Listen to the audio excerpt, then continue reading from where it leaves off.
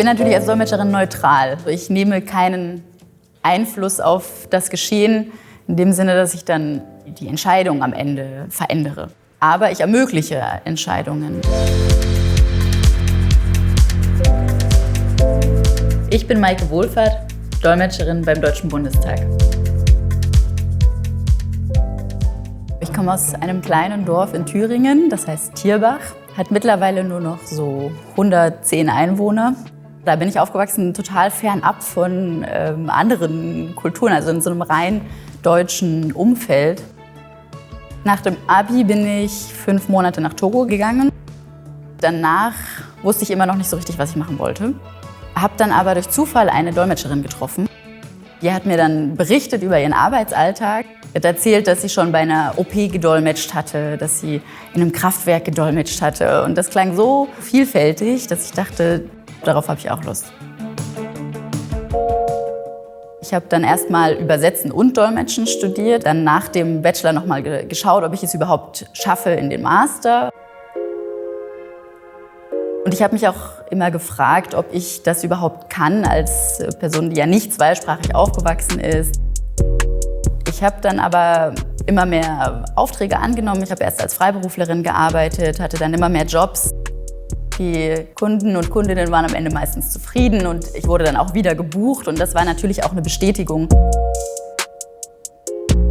Ich hatte schon einige Einsätze für den Bundestag gemacht und dann wurde die Stelle ausgeschrieben für eine französische Dolmetscherin.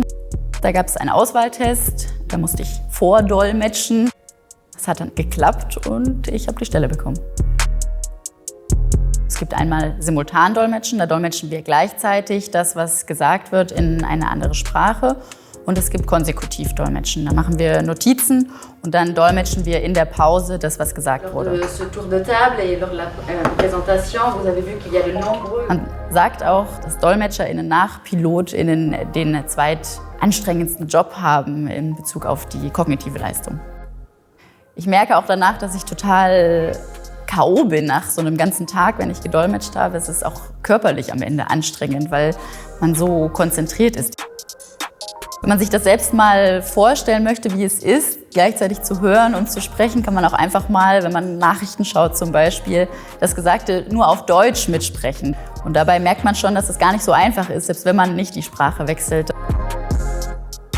Wenn ich gerade nicht dolmetsche, dann bereite ich mich in der Regel auf Dolmetscheinsätze vor.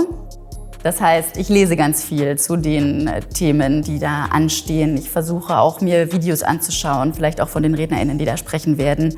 Ich erstelle mir Wortlisten, die ich dann auswendig lerne. Ich reise einfach sehr gern und freue mich, dass ich im Bundestag die Gelegenheit habe, häufig Delegationen zu begleiten, gerade nach Subsahara-Afrika. Als Dolmetscherin leiste ich auch manchmal Amtshilfe. Das heißt, ich werde an andere Ministerien ausgeliehen. Das ist auch sehr spannend, weil ich dann immer in verschiedene Arbeitsbereiche reinschauen kann. Eine Sprache wird man nicht nur an der Uni oder in der Schule lernen. Und deshalb kann ich nur allen empfehlen, so häufig wie möglich dann auch ins Ausland zu gehen. Und ich glaube, es macht einen auch toleranter und vielleicht auch stressresistenter, weil man mit neuen Situationen konfrontiert ist, die man nicht kennt. Und genau das ist auch was man beim Dolmetschen braucht.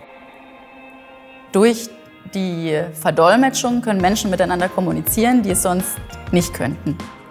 Sie können sich einigen oder zumindest austauschen, was ja gerade in einer globalisierten Welt total wichtig ist. Ich habe schon das Gefühl, auch etwas mitzugestalten, auch wenn ich keine inhaltliche Arbeit mache.